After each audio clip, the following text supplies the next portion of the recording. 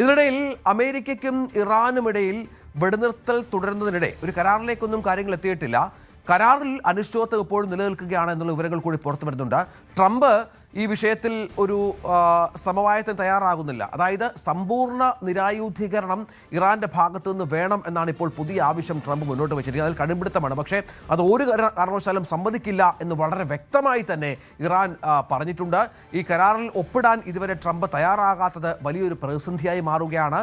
അതിന് തയ്യാറല്ല എന്ന് ഇറാൻ പറയുമ്പോൾ ഇതിനിടയിൽ 100 കോടി രൂപയുടെ $100 കോടി ക്രിപ്റ്റോ ആസ്തികൾക്ക് അമേരിക്ക ഉപരോധം ഏർപ്പെടുത്തി ഇറാന്റെ എന്നുള്ളതും ഈ കരാറുമായി ബന്ധപ്പെട്ട് വലിയൊരു പ്രതിസന്ധിയായി മാറിയിരിക്കുകയാണ്. ഏതായാലും നമുക്കറിയാം, ഹോർമുസിലടക്കം നിയന്ത്രണത്തിന്റെ കാര്യത്തിൽ തർക്കമുണ്ട്, ആണവായുധത്തിന്റെ കാര്യത്തിൽ തർക്കമുണ്ട്.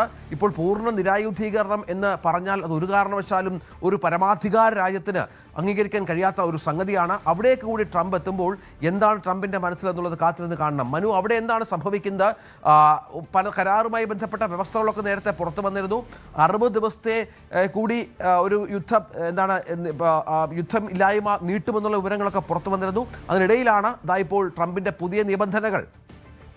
ശാശ്വതമായ ഒരു പരിഹാരത്തിലേക്കാണ് കാര്യങ്ങൾ നീങ്ങേണ്ടതെന്ന് അന്താരാഷ്ട്ര സമൂഹം നേരത്തെ തന്നെ ഈ വിഷയത്തിൽ വ്യക്തമാക്കിയതാണ്. പക്ഷേ ഇവിടെ ഇത് ഘട്ടം ഘട്ടമായി ഒരു 60 ദിവസത്തെ വെടിനിർത്തൽ ആദ്യം നടക്കുക. അതിൽ ആദ്യത്തെ 30 ദിവസങ്ങളിൽ വളരെ സങ്കീർണമായ പ്രശ്നങ്ങൾക്ക് പരിഹാരം കാണുന്നതിനായി തന്ത്രപ്രധാനമായ പിന്മാറ്റം പല മേഖലകളിൽ നിന്ന് നടത്തുന്നതിനായി ഒക്കെയുള്ള ശ്രമങ്ങൾ നടത്തുക.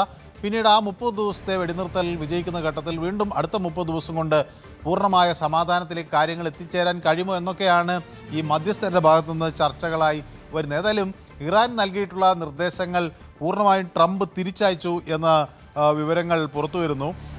അതോടൊപ്പം തന്നെ ഇറാൻ്റെ ചീഫ് നെഗോഷിയേറ്റർ പറയുന്നത് അമേരിക്കയെ വിശ്വസിക്കാൻ കഴിയില്ല എന്നാണ് പറയുന്നത്.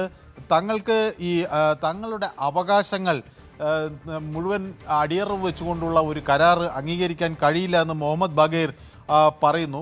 മാത്രമല്ല, ഡൊണാൾഡ് ട്രംപ് ഈ സമാധാന കരാറിലെ ചില പരാമർശങ്ങൾ കുറച്ചുകൂടി കടുത്ത നിലപാടാണ് ഈ സമാധാന കരാറിനുമായി ബന്ധപ്പെട്ട നിർദ്ദേശങ്ങളിൽ മുന്നോട്ട് വയ്ക്കുന്നത് എന്ന് മുഹമ്മദ് ബാഗേർ വ്യക്തമാക്കുകയും ചെയ്യുന്നു. അപ്പോൾ ഇറാനെ സംബന്ധിച്ചിടത്തോളം ഇത് ഒരു സങ്കീർണമായ ഒരു സാഹചര്യമാണ് എന്ന് അവർ പറയുന്നു.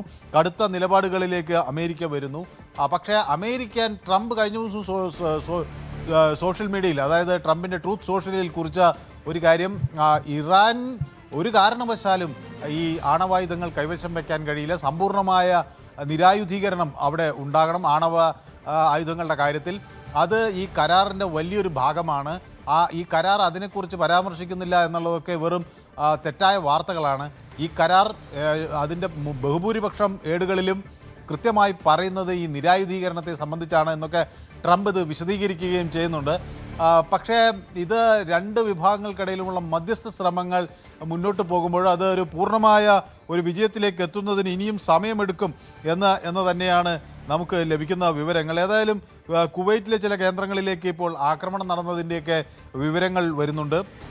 സ്വാഭാവികമായും അവിടേക്ക് അത് തടയാനും മിസൈലുകൾ ഇൻ്റർസെപ്റ്റ് ചെയ്യാനുമൊക്കെ കുവൈറ്റിന് കഴിഞ്ഞു എന്നാണ് ഇപ്പോൾ വരുന്ന വിവരം.